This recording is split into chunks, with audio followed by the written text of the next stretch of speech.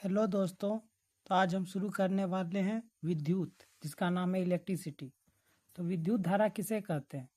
तो हम जानते हैं कि विद्युत आवेश के प्रवाह की दर को विद्युत धारा कहते हैं।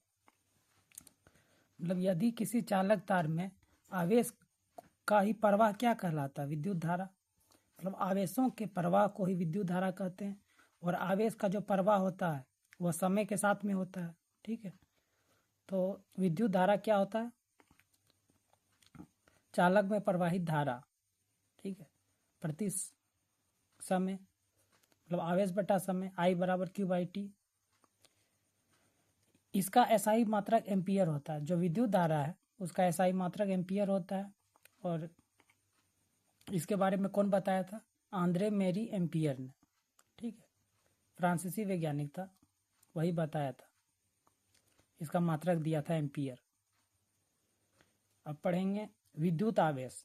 तो हम विद्युत धारा का जो SI मात्रक होता है वो एम्पियर होता है, लेकिन आवेश का जो मात्रक होता है वो कूलाम होता है। ठीक है, विद्युत आवेश का मात्रक कूलाम होता है।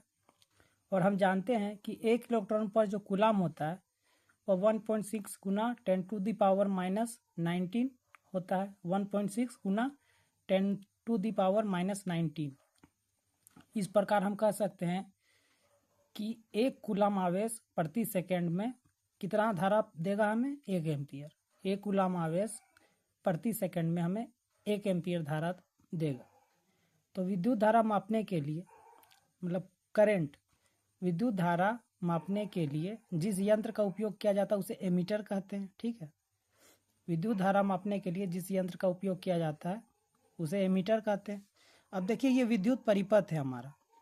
तो विद्युत परिपथ में हम देख सकते हैं यहाँ पर एक क्या है? प्लग, मतलब स्विच है और ये सेल है, बैटरी।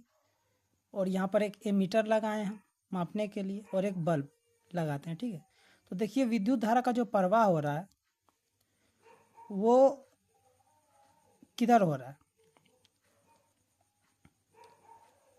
देखिए इस तरह हो रहा है विद्युत धारा का प्रवाह। ठीक है,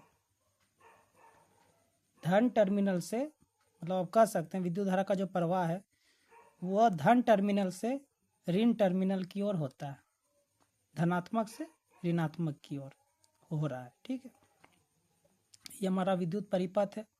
तो विद्युत परिपथ किसे कहते हैं? किसी विद्युत धारा के सतत तथा बंद पथ को ही विद्युत परिपथ कहते हैं। मतलब ये एक बंद पथ है, इसका मतलब यहाँ का जो प्लग स्विच जो है हमारा वो ऑन है, तो ये बल्ब जलेगा। ठीक है, और ये हमारा बैटरी है या सेल है। और विद्युत धारा का प्रवाह जो होता है वह धन टर्मिनल से, ये देखिए धन टर्मिनल से ऋण टर्मिनल की ओर होता है। ठीक है,